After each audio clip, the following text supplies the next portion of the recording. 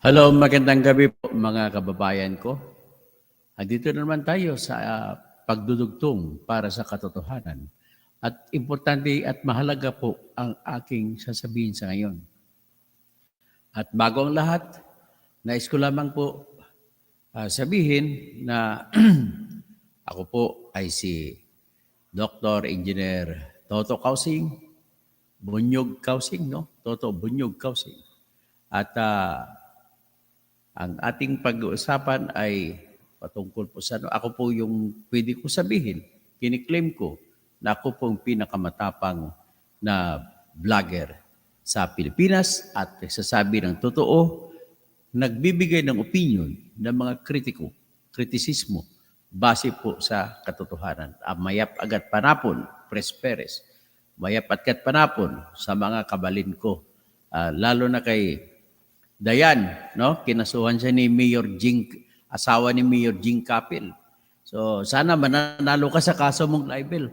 Pati si si Pyra Lucas, kinasuhan ni Jing Capil. Si Jing Capil wala pinagsa. Ikaw na nga nagnanakaw dyan, ikaw pa magrereklamo. Siyempre magreklamo yung mga kapwa mo, taga-Purak, taga-Pampanga, kung nakikita na mayaman ka, na dati mahirap ka naman. Eh siyempre, hindi mo na ipapaliwanag hanggang sa ngayon. Tapos kakaso-kaso ka ng libel sa mga magrereklamo laban sa iyo. Ay, kaya mag-ingat ka, Jing Capil, isusunod kita kay Lito Lapid, sabay kayo. Unahin muna natin itong si Erwin Tulfo, tsaka si Tito Soto, no? At lumalabas na halimaw din pala itong mga Soto na ito, no? Maliban lang kay Biko Soto. So anyway, Emily Tonggol, Marilo Galicog, tinatawagan na kayo. Ricardo, So, ngayon po, ang pag-usapan natin ay walang bayan! Pabagsak na po ang Pilipinas. Sobrang balahura na po ang nangyayari. Pabagsak na po ang mahal nating Pilipinas. Una, nais ko pong ipakita sa inyo ang datos ng Bureau of Treasury.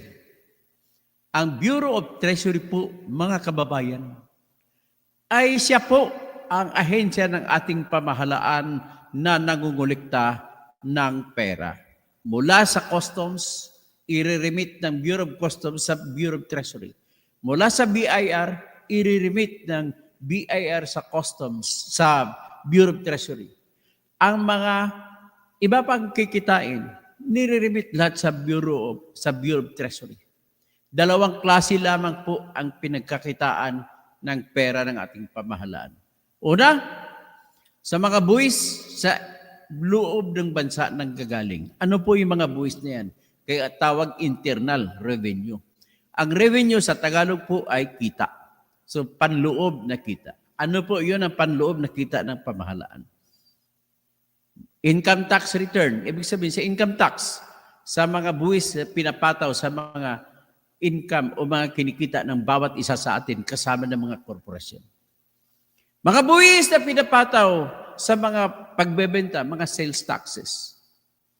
Mga buwis na pinapataw sa mga excise tax. Excise, ibig sabihin ng excise, to exercise. Ibig sabihin, ang pakay ng buwis na to ay para patayin ang industriya. Kagaya ng sin tax. Nagpapatong ng excise tax para sa fuel kasi nagbumubuga ng mga lason sa hangin ang mga gasolina, mga krudo, kaya excise tax din yan. Mga buwis na pinapataw sa mga sigarilyo, nakakamatay kaya excise tax din yan, sin tax na kung tawagin sa ngayon. Mga buwis na pinataw sa mga inumin, na ganoon din ang pakay. Mga buwis na pinapataw sa mga matatamis na siyang naging pangunahing dahilan ngayon, isa sa pangunahing dahilan ng mga kamatayan ng mga tao sa mundo, kasama na po sa Pilipinas. At mataas po ang insidente ng pagkakamatay ng mga diabetes dito sa Pilipinas. Nakakalungkot. Pagdating sa kamatayan po, dapat yan po ang number one na binibigyan ng atensyon ng ating pamahalaan. Bakit po? Kasi po, Yung mga magagaling na mga tao, mga Pilipino, ay kung mamamatay, wala na tayong nawawalan tayo ng mga talento. Kaya kailangan number one sana na priority ang health. Pagkus hindi nyo pa binigyan ng pondo ang PhilHealth. Ang PhilHealth, pag-usapan natin ang PhilHealth, sandali. Ang ibig sabihin po ng PhilHealth, ang pakay po niyan ay ganito. Ang pakay, makaipon na maraming pundo para pagdating na mataas na sufisyente ng pundo, ay magiging 100% na po ang bayad na libre, wala na ang magbabayad ay PhilHealth na lang. Magiging zero balance na ang lahat ng hospital. Wala nang tawag dyan, zero hospital billing. Yan ang target. Sa ngayon, bata pa po yung edad ng PhilHealth ay hindi pa niya kayang habulin kung ang usapan ay sistema ng insurance. Ano po ang sistema ng insurance? Simple lang po. Sabihin mo, 1,000 tao. Gagawin mo membro, parang panawagan. Ikutan, hulog lang lahat, ikutan, isa ang magkadabuan, iba ang tatanggap. Parang ganun lang yan. Pero sa PhilHealth ay ang nangyari, walang ikutan. Kundi kung sino magkakasakit. At wala namang taong gusto magkakasakit. So kung sino gusto magkakasakit, may dala sa ospital, edi, alangan naman tawagin mo maswerte, binibigyan mo ka ng pera pag ospital, pero baka mamamatay. Sino pa naman ang taong gusto magkakasakit? Pero anyway, yan po yung konsepto ng PhilHealth. So paano natutupad ang PhilHealth? Sa konsepto na yan. Ang ginagawa pa ng PhilHealth, ilan bang membro ng PhilHealth? 10 million. Sabi natin 10 million. Pero hindi na. Kasi ang populasyon natin, 120 million. So sabihin natin, umabot po sa 50 million ang members. Kung 50 million, sabihin na lang natin, sa 50 million yan, sabihin natin na 1 million na nagkakasakit lagi sa isang kada taon. So kung 1 million nakakasakit lagi, iba-ibang sakit yan. May sakit na cancer, may sakit na kidney, may sakit, klase-klase sakit. May sakit na mamahalin, may sakit na umabot 2 million ng gastos, may sakit na hanggang 20,000 lang, may sakit na hanggang 50,000. Pero pag sinumatotal mo yan, at hati-hatiin at sabihin mo bawat isa, kung i-average mo, magkano ang gastos. Sabihin mo na lang, 20,000 or 40,000 kada tao sa 1 million. So 20 billion pesos, pwede mong susugal ka ang PhilHealth, maglaan sila ng 20 billion para lamang sa mga magkakasakit. Pero ang 20 billion ba sapat? Hindi po, kasi ang average nila 20,000 pesos lang kada tao. So pataasan mo na ngayon, ngungulikta ka naman, parang reserba ng pundo mo tataas, so para tumaas hanggang sa maging 40 billion ang reserba mo sa tao. Hanggang sa umabot sa, kung umabot ka na sa tinatag 40 billion, maging 100 billion kada tao, 100 billion para sa kada tao, meron silang 100,000, ay, kulang pa rin yan. Sa totoong kwento lang. So, yan po, ang ibig ko na sabihin, ang konsepto ng PhilHealth ay dagdag ng pundo para ibabangko para tawaging reserve funds. Pag tinabi po reserve funds, hindi yan excess funds. Ang excess funds, kung hindi mo na kailangan ang reserba, sobra na yun. Pero kailangan mo ng reserba sapagkat baka biglang magkasakit ang lahat. Ito ang pundo ng PhilHealth. Wala rin yung pinagkaiba sa paluwagan. So ngayon po, maliban sa edukasyon, binawasan din. Pabagsak na po ang Pilipinas. Ito po ang report. Unahan ko kayo ng report na pinakita ng Social Weather Station.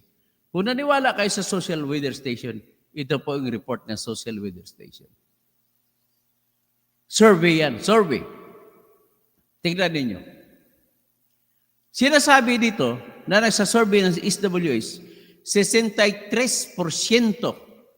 na mga Pilipino, 120 million lahat yan, kasama mga bata, So ang sinorbe niya, sabihin na, kasama mga bata, kasama mga bagong panganak. 120 million po tayo ngayon, ang populasyon natin. So ilang milyon kaya ang 63% sa 120 million na population? Kwentahin natin. So 120 million, 75.6 million na Pilipino ang gutom. Yan po ang ibig sabihin yan. Imagine mo, 75 billion pesos ang gutom. Ibig sabihin ng gutom dito, yung mga nakakain isang beses isang araw.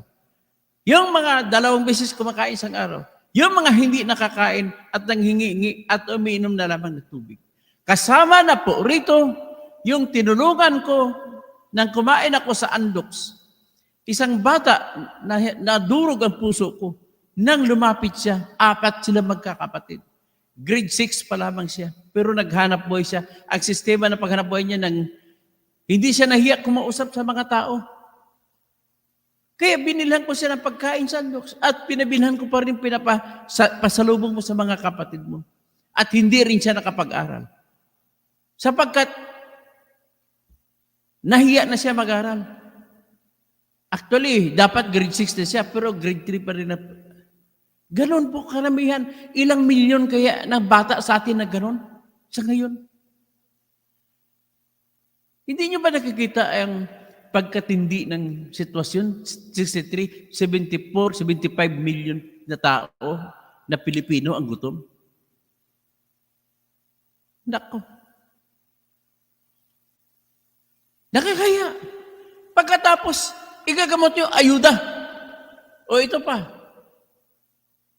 Ito naman ang pruweba kung bakit pili kong sabihin ang 75 million na Pilipino na gutom, ito po ang number 1 na ebidensya na palpak ang leadership ni Bongbong Marcos at saka ni Sara Duterte. Nag-away-away pa sila. Ito pong number 1 proof. Ito pong second proof. Number 2 proof. Itong pangalawang ebidensya na kung masasabi ko na palpak talaga ang pamuno ni Bongbong at saka ni Sara.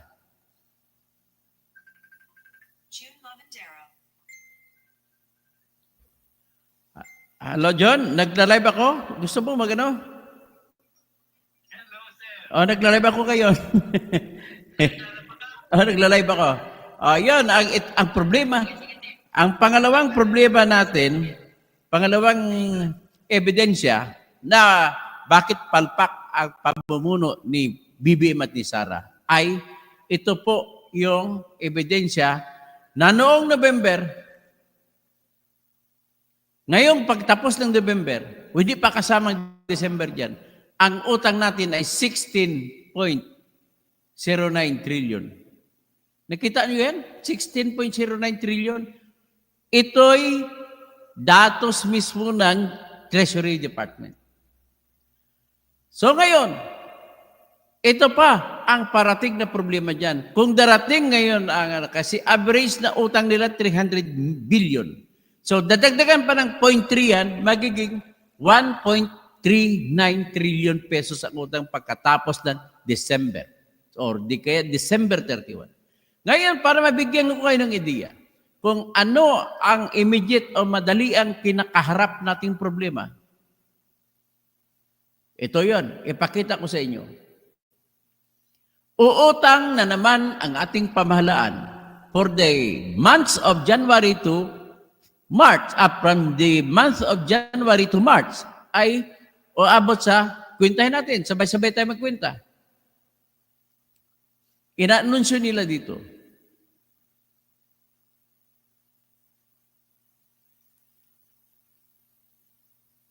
Ito, pakita ko schedule of.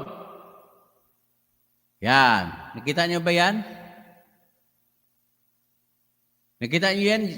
Opisina po ito ng National Treasury.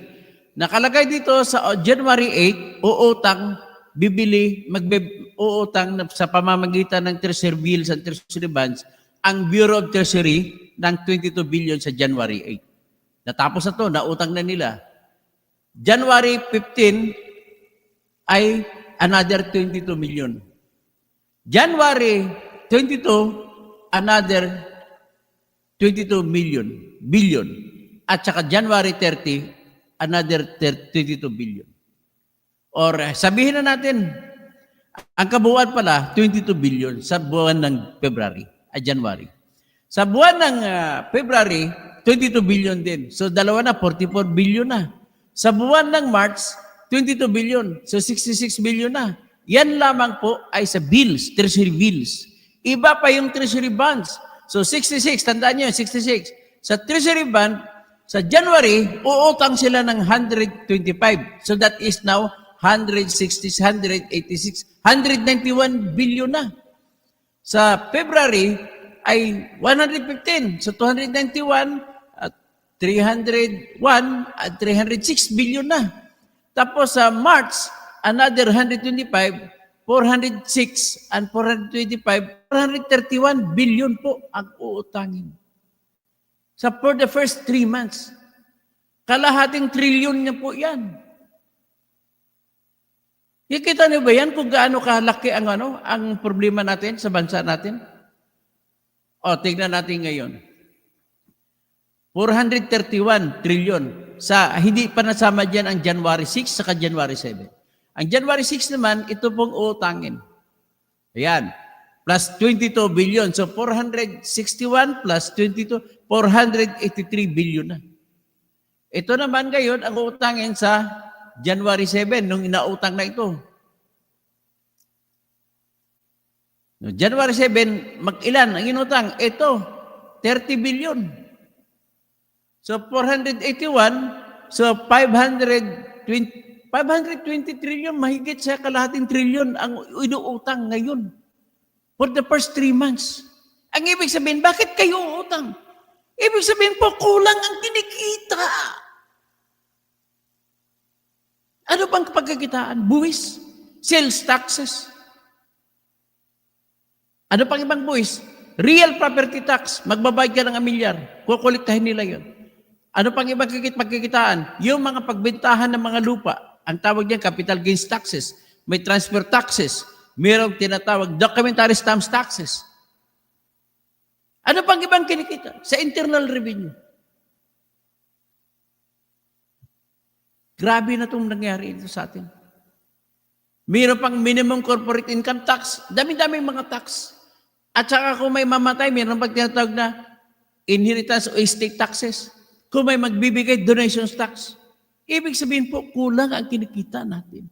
Ano pa bang ibang pagkakita ng gobyerno? Yung tinatawag na non-revenue. Non-revenue, ano po yun? Yung kinikita ng land bank, ibibigay. Yung kinita ng land bank. Yung kinita ng development bank, ibibigay. Yung kinita ng Bangko Sentral ng Pilipinas, ibibigay. Marami po tayong korporasyon. Pero naliit lang po yung kinikita sa mga non-revenue. Maliit lang. Wala ngang 200 billion yan eh.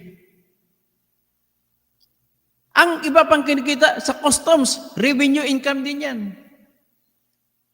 Ang customs, ang laki na kinikita nila noon sa pag-angat ng buwis sa lahat ng mag-angkat ng bigas na sa tumatakbo hanggat sa 50%. Halimbawa, bumili ka ng 1 toneladang bigas. Ang presyo halimbawa sa 1 tonelada ay sabihin mo 100, so sabihin mo 100 million. Magbabayad ang nag-import ng 50 million. Pero dahil binaba ni Bongbong, ginawa niya 15% kasi gusto niya silbihan ang mga kaibigan niyang smuggler. Liliit ngayon ang bayad sa buwis, hakot sila ng hakot at ibibenta ng mahal dito ang bigas. Ngayon, ang gusto niya mangyari, binabaan po ang taripa sa bigas kasi hinabol na 20 pesos per kilo. Naku, Diyos ko. Yan pang solusyon mo, import? Hindi ba dapat ang solusyon ay palakasin mo mga lokal na magsasaka? Okay. Si senatorial candidate Wilson Carretero Amad, listen up, ikampanya mo po ito. Ito ngayon, naggawa ng batas na tinatawag rice tarification law. Ang utak nito, ay si Cynthia Villar. Bakit niya gusto gagawin? Hindi ba gusto niya magiging masisira mga farmers para ibenta ang lupa gawing subdivision? So ngayon, bahala na kahit ilan import na bigas, walang limit, basta makapagbigay ng buwis. Yan ang kaisipan niyan. So sa ngayon, kung yan ang kaisipan niyan, para ang kita ay ibibigay, ipambili ng binhi ng mga farmers at libre ipamamahagi. Ibibili ng abono, ibibigay, at lahat ng klaseng ekwipo na kailanganin sa bukid, ibibigay. Yan po ang kaisipan niyan. Ang tanong, mula sa 50% na batas, binabaan na ginagawa nilang 15% na ang buwis mababa. Ibig sabihin, kung sinasabi ko kanina na dapat ibabayaran ay 50 million sa every 100 million na import na bigas, ngayon ay ano na lang, 15 million na lang. At worst, hindi pa nila binigay, ang ginawa pa ni Bongbong, binito pa niya, dinisapprove ang budget para sa mga farmers. Ang kinikita sa import ng bigas ay nilagay sa ayuda. Wala nang binigay para sa farmers. Anong ibig sabihin yan? Ito po ang gobyerno na bankrupt. Nakita nyo na, 75 milyong Pilipino ang nagsabi na walang makakain. Tapos ganun pa ang gagawin nyo. Dadalhin nyo sa ayuda, pansamantalang kagutuman, samantalahin ninyo kasi eleksyon na para ibuboto kayo ng mga Pilipino na kahit gutom. Yan po ang pinaka-problema ko sa lahat. Tapos, tingnan nyo itong, mayroon pa mga, sa pag-ayuda naman, mayroon pang tinatawag na skandal, 777 skandal. O, pakinggan natin siya, no? Si DG Chatchat, saka si Ted Filon at saka si Mayor Ben Magalong na in-interview nila. Okay. 7 million na tupad. So that's good. Pakinggan Mayor natin. Benji, yung binabanggit nyo po na 77 scheme na sinasabi nyo na galing sa isang reliable source, although kanina narinig ko parang napatunayan, ito po bang reliable source na binabanggit nyo ay mula rin sa Kongreso? Opo, sa Kongreso po yan. Ibig sabihin ho yan, every time na you join a sortie, you get this 777. No, 7 million po yan na AX o pwede mo ipalit ng AKAP. 7 million na MAIP sa medical assistant. Tapos 7 million na tupad. So that's 21 million. Mm-mm. Kung nakadalawang sortie ka, meron ka 42 Mm-mm. million. Kung nakatatlo ka Mm-mm. o nakaapat ka, 28. meron kang 84 million. Oo. Grabe. Oo, dumami ng dumami. Mm-mm. Dumami ng dumami. Oo. Kaya sabi ko, minsan may tinanong akong kongressista eh. Sabi ko, Kong, aware ka ba dito sa Juan? Tatanungin lang kita, diretsuhan lang tayo itong 777. Ay, oo. Ngayon dumadami na kasi nalalaman na ng ibang mga kongressista na kaya marami na sumasama sa sortie. So, ibig sabihin ba, kaya pa rin yung 777, 37 o 27 na lang? Hindi, 37 pa rin. Pero nilimit na lang sa 4 na sortie. Maximum na lang na 4 na sortie.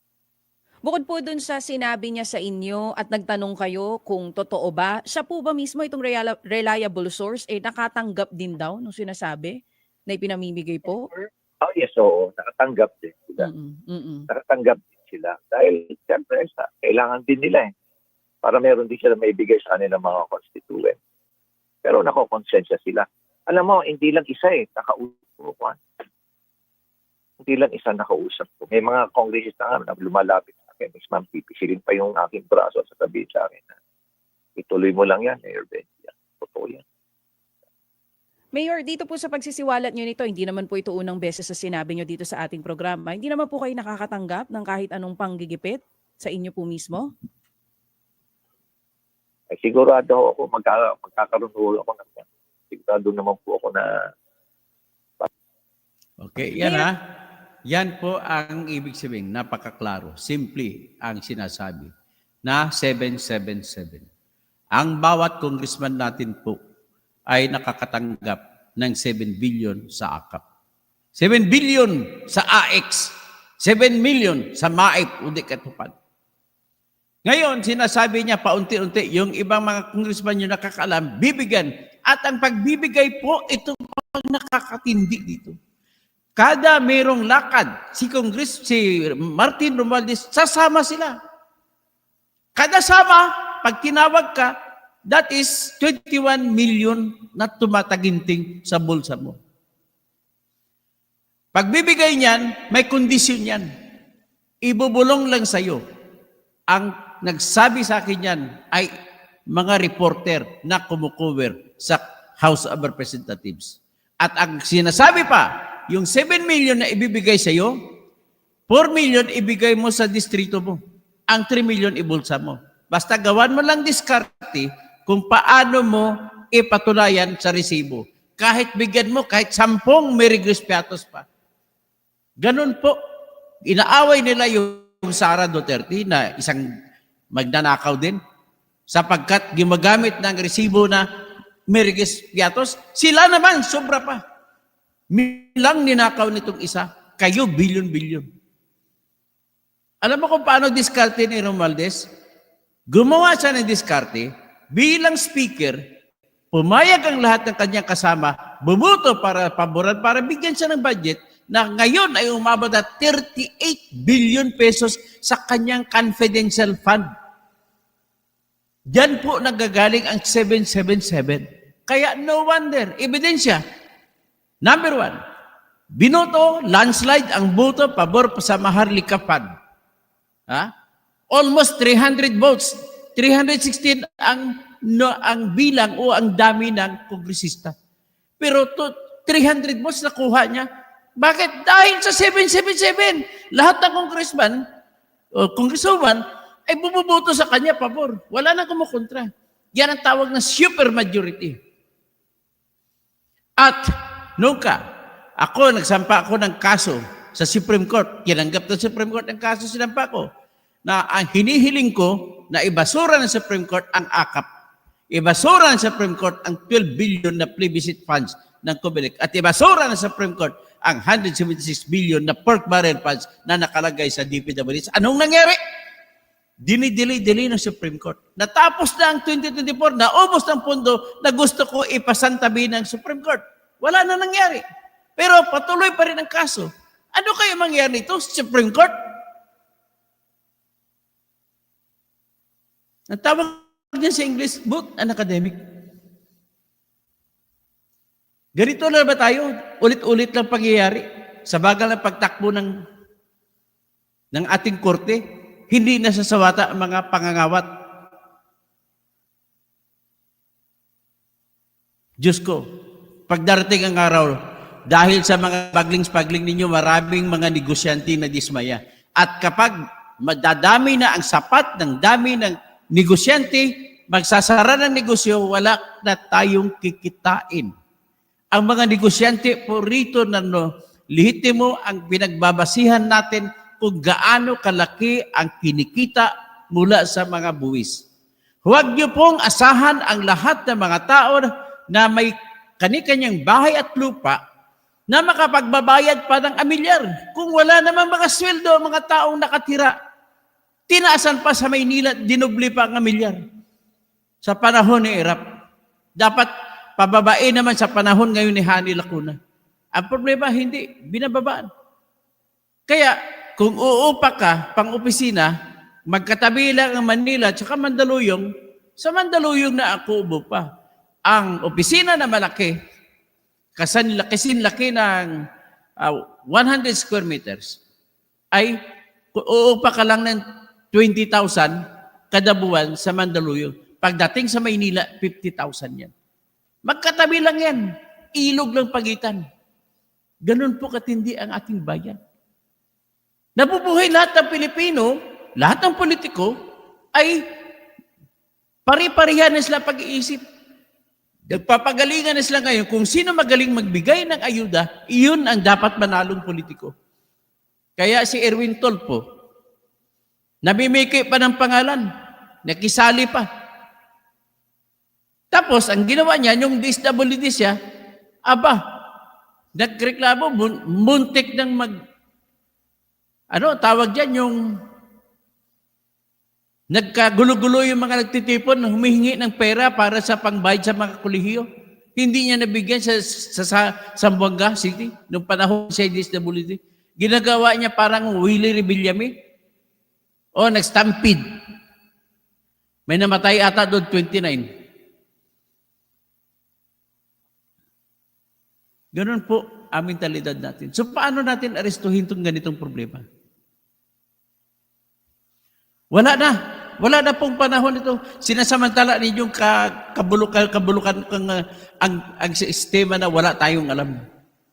Kaya bayan ko. Ito lang ang mga sinasabi ko, ulitin ko lang. Ang SWS na survey na 63% nagsasabi na mga Pilipino ay walang makain, ibig sabihin 75 million po ang walang makakain. Nang sinasabi naman, ng utang natin na umabot na sa 16, tataya ko, abot ito ng 16.3 trillion pagtapos ng December 2024. Kung makuha ng datos. So kung ganun, ebidensya po yan. Ngayon kung ikumpara mo, sa sunod ko na vlog, ikumpara ko kung sinong mga presidente pinakamalaki umutang. Hindi si Duterte ha, si Bongbong Marcos. Kahit na sa panahon ni Duterte, mayroon pang malaking utang dahil sa COVID. So dahil dito, naramdaman ninyo pagtaas ng mga pagkain, presyo ng pagkain, pagtaas ng mga gasolina. Artificial na lamang ang lahat ng mga 40 pesos pinipilit din ng mga nagbebenta ng bigas na makapagbenta ng 40 pesos. Akalain mo naman, trabaho ni Martin Romualdez at ni Erwin Tulfo bilang congressman ay maggagawa ng batas. Anong ginagawa nila? Nagre-raid ng mga warehouse doon sa Intercity, sa Bulacan. At bakit Bulacan lang? Bakit hindi kayo nag-raid sa Nueva Ecija? Bakit hindi kayo nag-raid sa Bicol? Bakit hindi kayo nag-raid sa Iloilo? Bakit hindi kayo nag-raid sa Mindanao? Paborito niyo yung lugar, nagre-reklamo na taga Bulacan. Ibig sabihin, palpak ang inyong programa Bongbong Marcos. Ibig sabihin po, palpak ang ayuda system. Tigilan nyo na yan. Ibig sabihin, palpak po ang tinatawag na ninegosyo ka sa Maharlikapan, ibalik na yung pera ng Maharlikapan.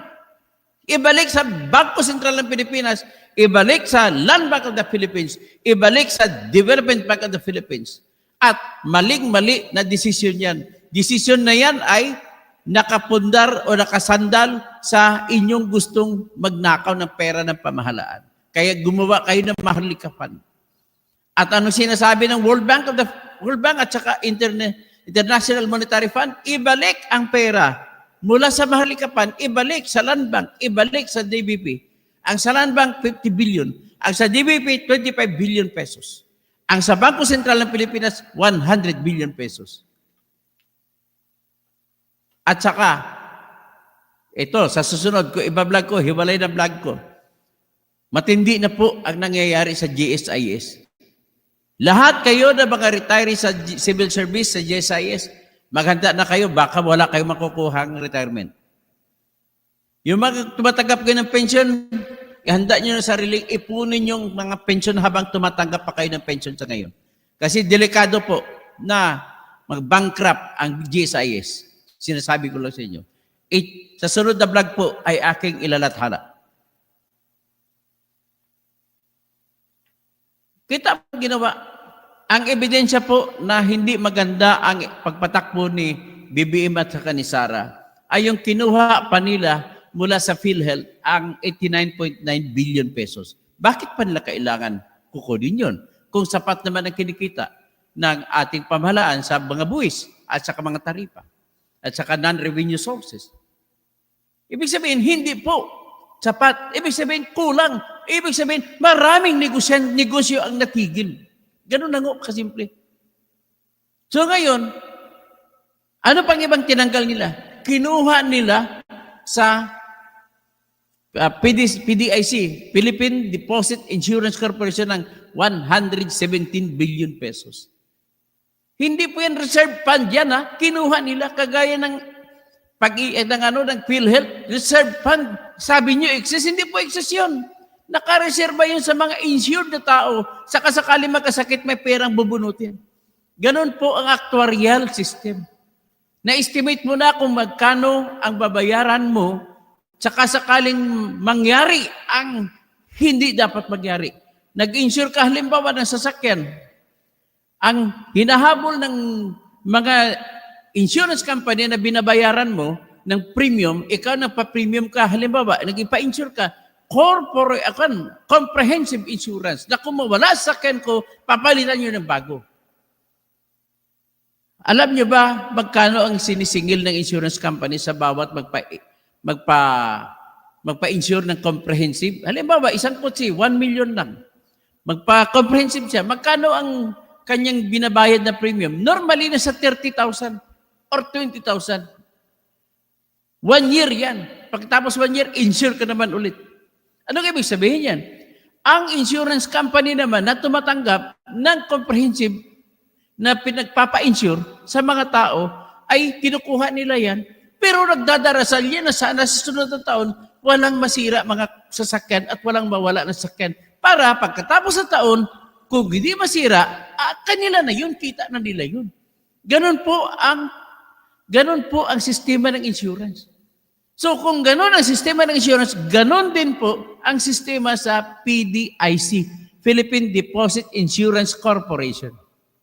Binuo ng batas yan para magtayo o para maipaigting ang tiwala ng mamamayan sa mga banking system para magdeposito sila na magdeposito. So ngayon, ang mga mamamayan, kagaya ko, nagdideposito sa bangko sapagkat meron akong pag-iisip na hindi ako mag-alala. Kasi bakit? Andyan ang PDIC, sakaling matumba ang bangko, kung saan ako nagdeposito ng pera, ay sasagutin ng PDIC ang aking deposito. Sa ngayon, na nag-usap tayo, ang ini-insure, sinisiguro ng PDIC na ibabalik ang pera ay hanggang 500,000. Ang ibig sabihin yan, sa ngayon nag-usap tayo, kung magbukas ka ng account sa mga bangko, kung meron ka 500,000 na nilagay sa isang bangko, huwag ka magalala kahit matumba ang bangko. Bakit? Andyan ang PDIC. Magbibigay. Pag matumba yan, babayaran ka kaagad ng PDIC ng 500,000. Ganon po yung papel ng PDIC.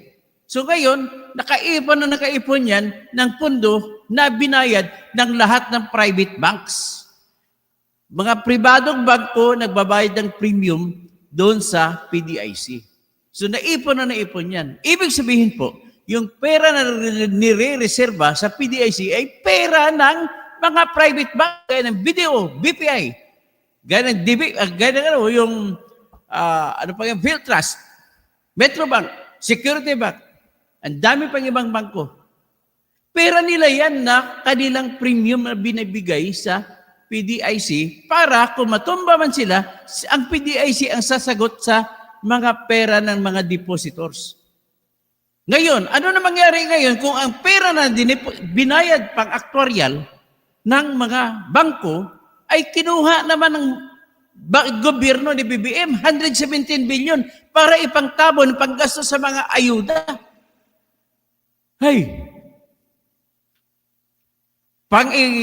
Panggasto sa AKAP, AX, MAIP. Anong klaseng gobyerno ito?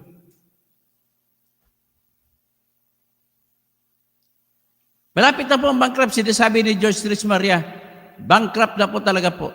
So, pag-asa natin, kasi natanggal naman ako pagkampanya sa pagkasenador, ang kandidatura ko, ini-endorso ko po si Wilson Carretero Amad. At mag-usap kami dito kung paano magagawin sa Senado kung maipapanalo natin si Wilson. So, Wilson Carretero Amad, magandang hapon o magandang gabi, maayong gabi, Ibay. Good evening, Dr. Toto, mas mabuti pa ang FWs. Tika mo na, talking about the FWs. Hindi niyo ba alam kung magkano ang nire-remit ng OFW sa Pilipinas kada taon?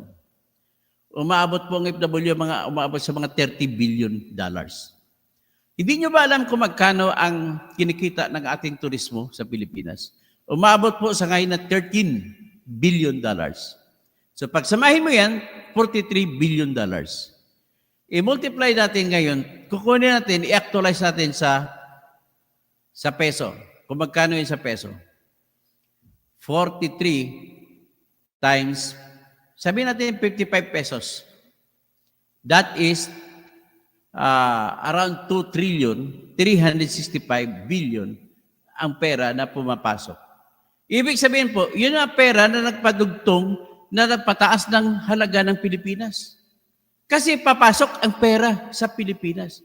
Yung lahat na ginagasta natin, binabayad natin sa import, yun naman ang nagpapabawas ng halaga ng Pilipinas.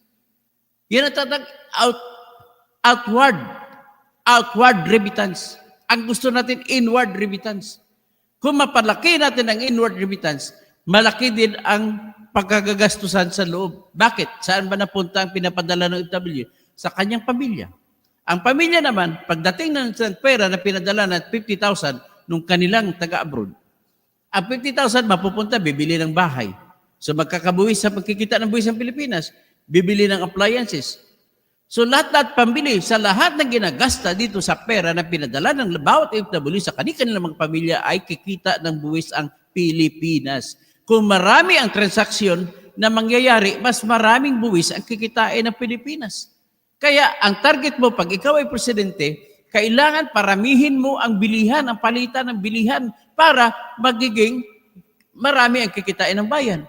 So ngayon, isa sa taktika dyan, kung ako maging senador, sana kasama kami ni Wilson Caritiro Amad, ay pababain ko po ang amilyar. Pababain ko rin ang capital gains tax. Bakit ko pababain? Kasi sa kayo ng capital gains tax, 6%. Pag may lupa kang bibilhin 1 million, ang 6% sa 60,000, babayaran mo kagad sa BIR. Pagtapos na, magbabayad ka pa ng 1% sa documentary stamp tax, which is, so 1 times 1, that is 10,000, 70,000 na gastos mo. Tapos babayad ka pa sa transfer tax, 1%, plus another 10,000, so 70,000 na gastos mo. 10% sa notaryo, babayad ka, so 80,000 na gastos mo. Magbabayad ka pa pagpapalit ng pagpalipat ng pangalan sa pangalan mo mula sa pangalan ng pinagbilhan mo, plus another 10,000, that is almost 100,000 po ang gagastusin mo kapag ikaw ay bibili ng lupa na 1 million. So ano ngayon? Ang taktika, paliitin ko, gagawin ko ng 3%. Bawasan ko ngayon ang buwis para maraming tao mag-isip pagbilihan, magbibili.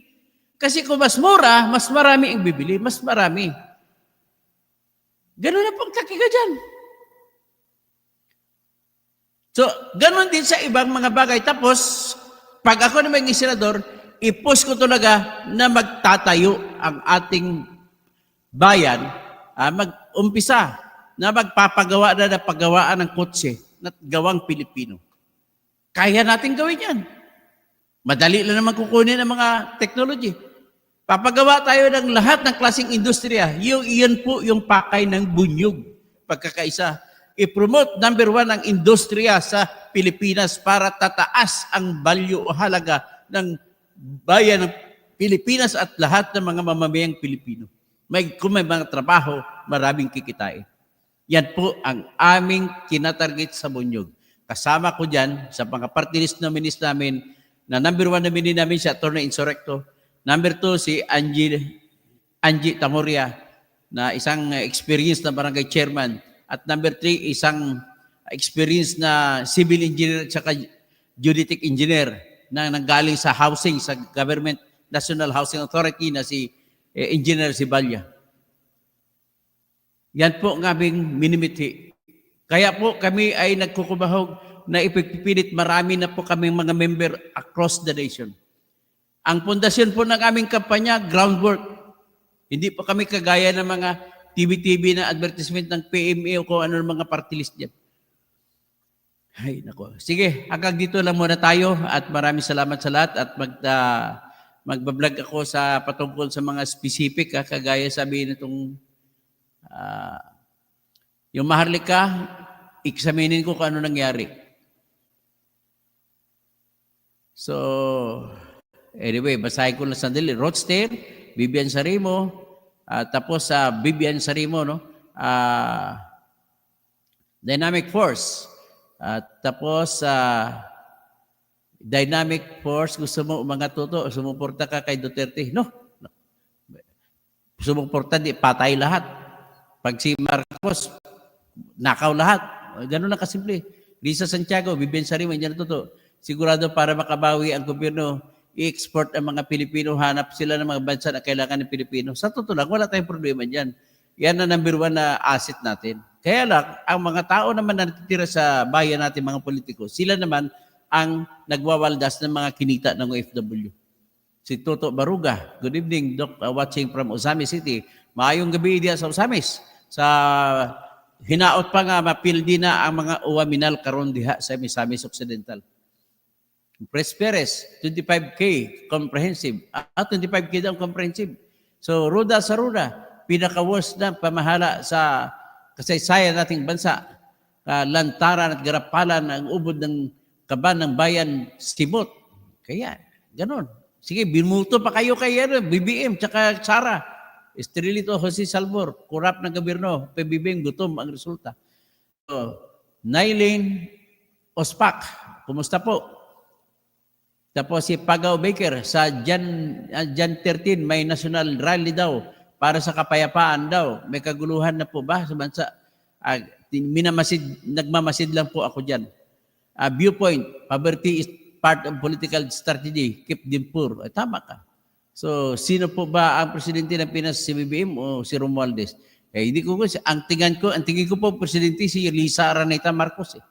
Ka-absat vlog, ang talino mo, ikaw ang maging presidente, matalino ka pala. So, salamat naman kung pagtiwalaan niyo ako. Sigurado iangat ko pong bansa kung ako maging presidente. RC Abad, marhay na banggi. Thanks, makaabot ako sa live mo. Marhay na banggi sa mga kabudyog ko sa Bicol, sa Naga, sa Sorsogon, sa Albay, sa Masbate, sa Catanduanes. So, Raymond Gerimia, dami nang nalustay. No, Roberto Maxalis, tama, sabi mo sana iwan mo yung mga dilawan ng politiko. My best friends, kahit ano, daldal mo dyan, gobyerno, ang problema ni Duterte, nagsabi kahit ano, bagsik, ano tapang na upo, presidente, gobyerno, mismo kalaban. Ay, naku, naniwala ka pa kay Digong. Huwag ka na maniwala kay Digong. Dynamic force, yes, Duterte ng pag-asa. Ay, pasensya na po, binuto ko siya ng 2016 pero hindi na ngayon. Bugart, Arsiaga, Pilor Sargana, sinasadya ng mga tropang politiko at elitista. Picture 925, what is so frustrating is when you tell the common Mang Juan this problem, they simply shrug and say, wala tayong magagawa dyan. Ayun, kailangan hindi na ganun mindset natin. Susundin ko si Mang Elmer ang sinasabi niya. Para mabigyan natin ng tulong kung paano umunlad ang ating bayan, ay kailangan natin maabot ang minimithi natin na mga bagong politiko ng ibubuto. At para maatim natin ang mga bagong politiko na ang malamang ibubuto ng ating kababayan, huwag niyo silang sisihin kung ano man ang kanilang pag-isip. Bagkos, magsimula lang tayo ng kwento. Magsimula ka ng kwento. Kung baga, diskusyon, bakit mo ibubuto si Duterte, si Marcos, o bakit hindi nyo pa pagbibigyan ito? Ganito ang gusto ko sana mangyari. Ini-invite ko kayo na lahat ng kamag-anak ninyo, bawat kamag-anak o bawat kaibigan, bawat kapitbahay, ay mag-usap kayo patungkol sa politika. That's the only way for us to be enlightened, na magiging matuto ang lahat para alam kung sino ibubuto pagdating po sa eleksyon. O yun, Stampede Bote Silver Bullet. Salamat. Marie Torres, parehong magnanakaw sila. Dami gusto pumasok sa politika para magnakaw. Yun, nga, sabi nga ni Miriam Santiago, isa sa pinakasinungaling sa Pilipinas o sa mundo ay mga politiko. Bakit? Sabi ni Miriam, kung ikaw ay nagkikwento sa bata, kasinungalingan, sabi mo, once upon a time, tapos kwento-kwento, and they live happily ever after. Fantasiyan. Kasinungalingan yan. Ang politiko naman, kung magsalita, pag ako'y inyong iboboto, ako'y gagawa ng ganito. Ayun, si kasinungalingan yan. Ganun po sabi ni Miriam Santiago. Bert Tipayan Adarayan, Pres Perez, Silver Bullet, Ben Reclamador, Dr. Todd, sabi nila, DSWD ang namimigay. So, ito DSWD nga ang ginagamit sa pamimigay pero hindi ka bibigyan ng DSWD kung walang endorsement si congressman. Kaya nakalagay diyan ang tarpaulin ni congressman. Kung hindi man nakalagay ang endorsement na sulat kamay ni congressman, mga bata ni Romualdez, iyon po tinitingnan. Sabi naman ni Secretary Rex Gatchalian, wala naman kami kahit sino pwede mag-endorse. Alright, kahit sino pwede mag-endorse. Ang problema lang, ang endorsement ng hindi congressman na hindi nyo binibigyan ng hindi nyo ina-aproba. Cristita Pilarda sa kabuang na Duterte ato maglo ng malaki. Hindi po mas malaki po. Ipakita ko sa inyo sa sunod na vlog ko, mas malaki ang inutang ni BBM kaysa kay Duterte. Kaya wag kayong maniwala sa garon. Perne Pinto, Busing, ingat, God bless. Crisanto Jesus Maminta, watching from France. Romel Bengson, good evening po, Kabunyog. Iwatani, Engineer Toto Kasing, lantara na wala ng kahiyan. Karoger, the truth is, Imelda did everything using the ill-gotten wealth to protect their ill-gotten wealth. Tama po. More. Pick 0925, more designer products for these politicians. Ayun, ibig nga magbili kayo, dapat gumawa kayo ng industriya na kayo mismo gumawa ng designs. Sam Daniel, good evening. Roda Saruna, tapos na mamayan, ay penitensya na. Sige, malapit na magpenitensya. Salve Villa Alba, Benitez, wow naman, ang sipag mangutang ni BBM. Pablito ka, malaki ang problema, ang bisyo ng gobyerno ng Pinas, nakikita nila ang umutang. Elias Bueno, bakit totoo kasi hindi mo ba alam na 3 times ang kapagbayad ng utang ng bansa? So totoo ang hula namin, nabalit ang kabutihan ng Pangulo, kaya tinatago ang balit. Hindi. Pinakita ko na nga sa inyo, record na ngayon, dokumento na yun ng Bureau of Treasury. Yun ang totoo. Huwag na kayo maniwala sa mga kwento ni BBM na nakapagbayad. Ay, nako, lukuhan talaga nangyari. Sa akin kayo maniwala kasi wala akong pinapanigan. Abakahin ako niya. Good evening, Dr. Toto Bunyog Kasing. Ruda Soror, dapat may bangag tax. Wilson Caritero Ahmad, good evening, Dr. Toto. Mas mabuti pa FW natin kasi nakapag-generate ng income samantalang mga leaders natin ay nangungutang ang talento. George Tresmaria, bankrupt gobyerno. Romulo Solis, soothing and meditation. Dapat kasi 100 trillion ang utangin ng adik.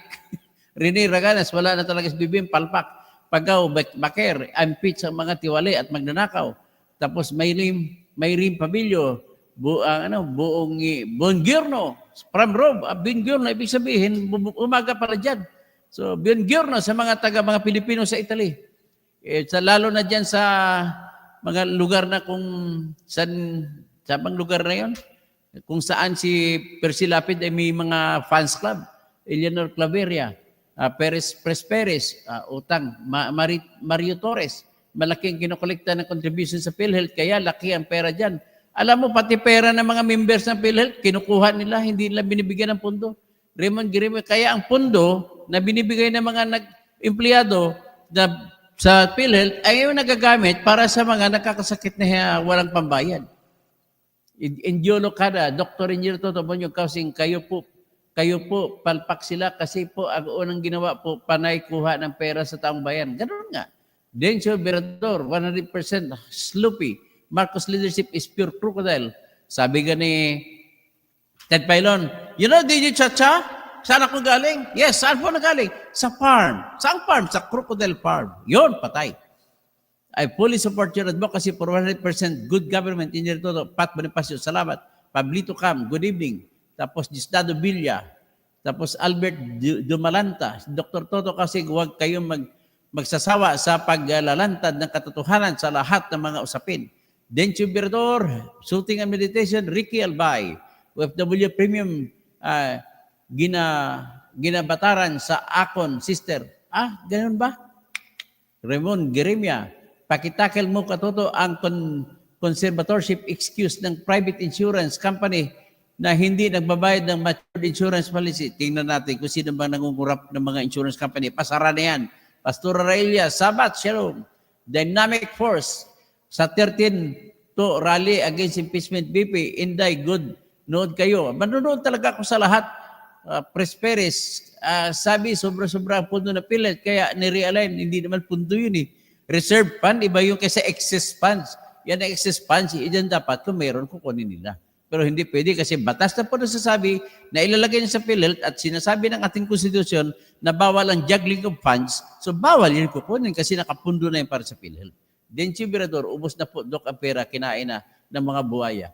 Ricky Albay, 28 years kami nagbayad sa akong sister. Sir, totoo, pagkamatay niya sa cancer 2022, waay pa na ako makabayad sa premium. Dako, amon gastos kay ang PhilHealth, damo, wala, gin-cover. Pag laboratories kami pabayad. Sige, you have to talk to me siguro. I-email mo ako sa totokausing@yahoo.com. Ricky Albay, i-email mo gid ako ha para isgutan ta ng inyong nga problema. Roberto Lubia, Engineer Toto Kausing, Dr. Willie Ong, ibuto natin for Senator. Kumusta na kayo si Dr. Willie Ong? Kasi nakatapos na tayo sa chemotherapy niya. George Trismania, hindi nga mga pare ang dapat asahan na kumilos tayong mga mamayan. Din si Berto, yagi nukoy man tukan o kabuyon adman to sini. Pasensya na, hindi ko maintindihan. Ben Spinida, good evening po, Dr. Tutor Engineer, Senator Toto Bonyog, you, and to all viewers of this, Mapia Bingi, Maya Pabingi, Ben Spinida, Kiriko Candilusas, Misyang TV, Nover de Los Santos, Imornibal, Teresita Sapalaran, Cynthia Per, grabe ng pang-uuto, corruption, Alberto Dumalanta, Gregorio Babaran, Agnes Tiqueros. O sige, magandang gabi po sa inyong mga kababayan ko. At sa sunod ay mag-vlog na naman ako ulit. Tungkol naman may bago ako kay Tulpo ha. Makinig kayo. Benji Antalan, Indil Gempal, Hidia po, Angelito Pajardo, Jose Salgado, Joey, kung mahirap ang Pinoy, napakadali maniwala sa politiko. Okay, magandang gabi! Bibim, Sara, Inisaldico, Martin Romualdez, Chis Escudero, Grace Po, Lito Lapid, Erwin Tolpo, Vic Soto, Tito Soto,